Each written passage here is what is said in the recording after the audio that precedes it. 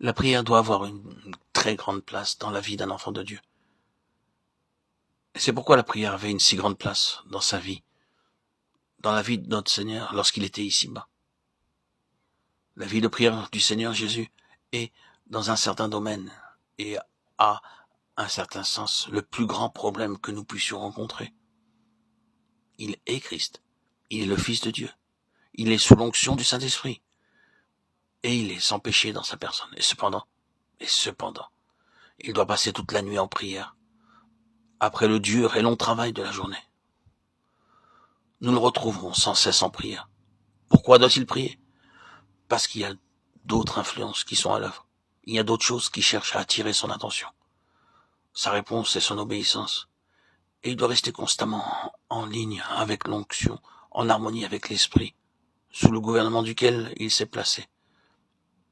Parce qu'il ne peut rien décider de lui-même. S'il a dû faire cela, qu'en est-il de nous? Nous ne sommes pas comme lui, sur un niveau sans péché.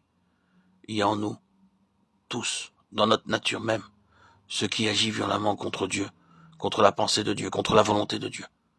Combien nous est-il donc plus nécessaire d'avoir une vie de prière, dans laquelle l'Esprit peut nous garder droit, nous maintenir dans la ligne du dessein divin, nous diriger dans les voies du Seigneur et dans les temps du Seigneur. Bien-aimé, s'il y a une chose que l'enfant de Dieu apprendra sous la souveraineté du Saint-Esprit, c'est celle-ci, à savoir combien il est différent de nous, combien nous sommes différents de lui, combien nous sommes autres, complètement autres. Mais que Dieu soit béni maintenant dans cette dispensation si nous sommes de vrais enfants de Dieu. Celui qui est entièrement autre que nous n'est plus seulement objectif, il est en nous. C'est la seconde phase de cette haute nature. La première phase, c'est le fait de la différence. Voulons-nous accepter ce fait? Voulons-nous maintenant à ce point même, en cet instant même, reconnaître simplement ce fait? Le Seigneur Jésus est entièrement autre que moi, alors même que je pense avoir parfaitement raison. Il peut cependant être entièrement autre. Je ne puis jamais m'appuyer sur mon propre sens de justice avant de lui avoir soumis ma justice. C'est très absolu, mais c'est très nécessaire. Plusieurs d'entre nous, nous avons appris ces leçons. Nous ne parlons pas de ce que nous avons tiré d'un livre, nous parlons de notre propre expérience. Nous avons été parfois tout à fait sûrs d'avoir raison, et nous avons continué à suivre la justesse de notre jugement. Mais nous sommes arrivés à une crise, et nous avons été enveloppés d'un terrible brouillard d'angoisse et de perplexité. Nous étions tout à fait sûrs d'avoir raison, et voyez où nous avons abouti. Et lorsque nous y pensons et que nous mettons la chose devant le Seigneur, nous sommes obligés de nous demander si nous étions attendus au Seigneur. Et dans quelle mesure nous étions attendus au Seigneur pour cette chose? Est-ce que nous ne sommes pas un peu trop précipités avec notre sentiment d'avoir raison? Et c'est l'expérience de David et de l'arche qui se répète à nouveau. Les mobiles de David étaient très bons et le sens que David avait du dessein de Dieu était très juste. Il était vrai que Dieu voulait avoir l'arche à Jérusalem. Mais David se saisit de la chose dans son âme, elle devint son idée et se développa en lui dans un grand enthousiasme.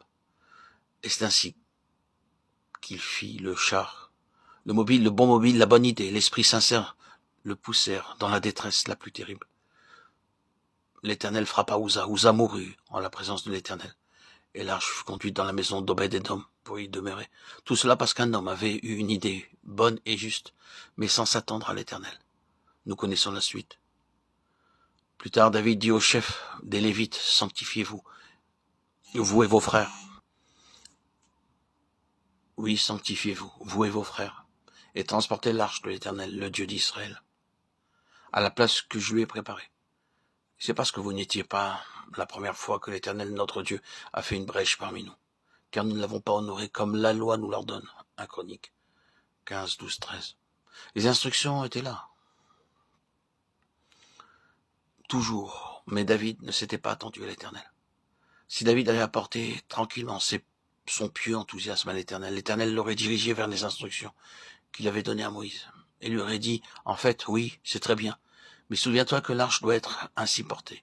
Il n'y aura eu ni mort, ni délai, et les choses auraient été parfaitement accomplies. Oui, nous pouvons avoir une idée très bonne pour le Seigneur, mais il nous faut la soumettre au Seigneur pour être tout à fait sûr que ce n'est pas notre propre idée pour le Seigneur, mais bien la pensée du Seigneur qu'il a mise en nous. Il est très important d'apprendre Christ. Il est tellement autre que nous. Nous le voyons. Cela divise très largement les chrétiens entre deux classes.